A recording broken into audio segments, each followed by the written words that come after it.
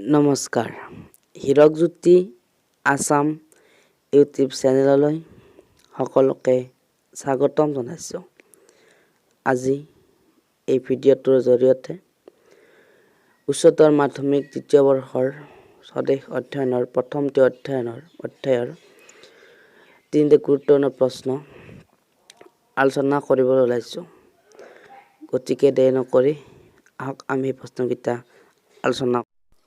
1 number কুৱেশ্যনটো হ'ল অসম জৈৱ বৈচিত্ৰ্যত চহকী হোৱাৰ কাৰণবোৰ ব্যাখ্যা কৰা।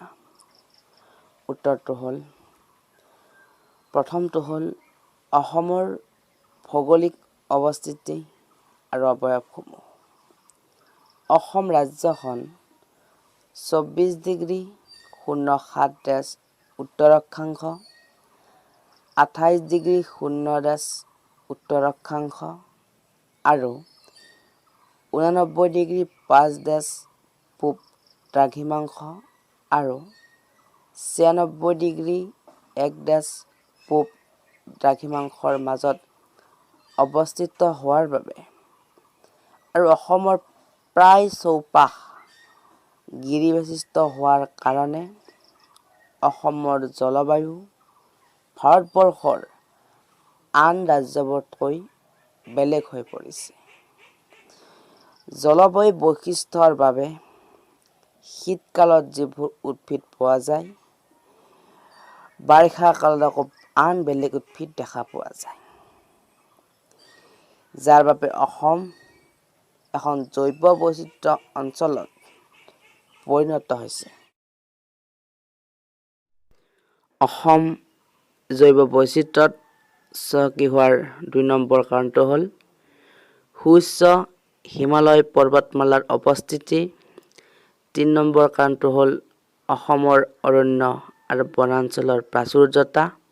আৰু শেষত 4 নম্বৰ পইণ্টটো হ'ল ব্ৰহ্মপুত্ৰৰ বিশাল জলধাৰা আৰু ইয়াৰ প্ৰভাৱ। 2 নম্বৰ কুৱেশ্যনটো হ'ল ব্ৰহ্মপুত্ৰৰ বিশেষত্বসমূহৰ বিষয়ে লিখা। উত্তৰটো আমি এনেধৰণে লিখিব পাৰোঁ। প্ৰথমটো হ'ল পৃথিৱীৰ 6ষ্ঠ বৃহৎ নদী। ব্ৰহ্মপুত্ৰ পৃথিৱীৰ 6ষ্ঠ বৃহত্তম নদী, অৰ্থাৎ এই পৃথিৱীখনত যিমানবোৰ বৃহৎ নদী আছে সেইসমূহৰ ভিতৰত ব্ৰহ্মপুত্ৰ নদীখন 6 নম্বৰ স্থানত অৱস্থিত।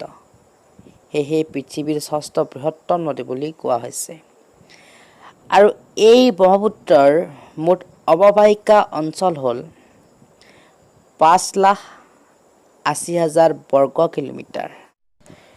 এই অৱবাহিকাৰ অৰ্থাৎ ব্ৰহ্মপুত্ৰৰ মুঠ অৱবাহিকাৰ 50.5% চীন দেশত পৰিছে, 33.6% ভাৰতবৰ্ষত পৰিছে, 8.1% বাংলাদেশত আৰু 7.8% ভূটানত পৰিছে। 2 নম্বৰ বিশেষত্বটো হ'ল যে ব্ৰহ্মপুত্ৰ পৃথিৱীৰ দ্বিতীয় বৃহৎ গেট কঢ়িওৱা নদী। ই বছৰি অৰ্থাৎ ব্ৰহ্মপুত্ৰই বছৰি 420 নিযুত টন গেট কঢ়িয়ায়।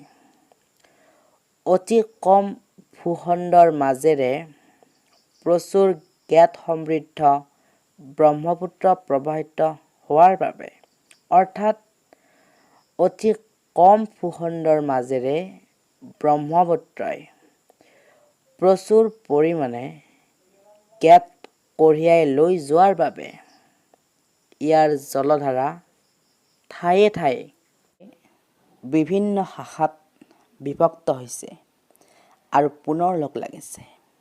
ইয়াৰ ফলত 600টামান চৰচাপৰিৰ সৃষ্টি হৈছে। 3 নম্বৰ বিশেষত্বটো হ'ল যে ব্ৰহ্মপুত্ৰ মুখ্য পৰিভ্ৰমী চৰাইৰ ভ্ৰমণ পথ। এই ব্ৰহ্মপুত্ৰই হ'ল পৰিভ্ৰমী চৰাইৰ এটা সুদীৰ্ঘ আৰু গুৰুত্বপূৰ্ণ পথ। এই পথটোৰে ইউৰোপ, চাইবেৰিয়া আদিৰ পৰা পৰিভ্ৰমী চৰাই দক্ষিণ পূব এছিয়ালৈ উৰি আহে। যিবোৰ চৰাই এই ব্ৰহ্মপুত্ৰ পথটোৰে ইউৰোপ, চাইবেৰিয়া আদি দেশৰ পৰা উত্তৰ পূব এছিয়ালৈ উৰি আহে, তাৰে ভিতৰত বহুতো চৰাই এই পথটোৰে আহি অসমৰ বিল জলাশয়বোৰত আশ্ৰয় লোৱা দেখা যায়। 4 নম্বৰ বিশেষত্বটো হ'ল যে পৃথিৱীৰ বৃহত্তম নদীদ্বীপ মাজুলী ব্ৰহ্মপুত্ৰৰ মাজতে আছে। ই পৃথিৱীৰ সৰ্ববৃহৎ নদীদ্বীপ। ই 645 বৰ্গ কিলোমিটাৰ এলেকা আৱৰি আছে আৰু এই মাজুলীত 155খন বসতিপূৰ্ণ গাঁও আছে। এনে এখন সৰ্ববৃহৎ নদীদ্বীপ ব্ৰহ্মপুত্ৰৰ মাজত অৱস্থিত। 3 নম্বৰ কুৱেশ্যনটো হ'ল অসমৰ পলসুৱা মাটিৰ গুণাগুণ আৰু বিতৰণৰ এটা টোকা লিখা। উত্তৰটো হ'ল অসমৰ পলসুৱা মাটিক দুটা ভাগত ভাগ কৰিব পাৰি আৰু সেই ভাগকেইটা হ'ল নতুন পলসুৱা মাটি আৰু পুৰণি পলসুৱা মাটি। নতুন পলসুৱা মাটি ব্ৰহ্মপুত্ৰ আৰু বৰাকৰ দুয়োপাৰে সঘনে বানপানী হোৱা অঞ্চল প্ৰধানকৈ পলসুৱা মাটিৰ। নদী কাষৰীয়া অঞ্চলসমূহত প্ৰধানকৈ নতুন পলসুৱা মাটি দেখিবলৈ পোৱা যায়। পুৰণি পলসুৱা মাটি পাহাৰৰ দাঁতি কাষৰীয়া অঞ্চলসমূহত প্ৰধানকৈ পুৰণি পলসুৱা মাটি দেখা যায়।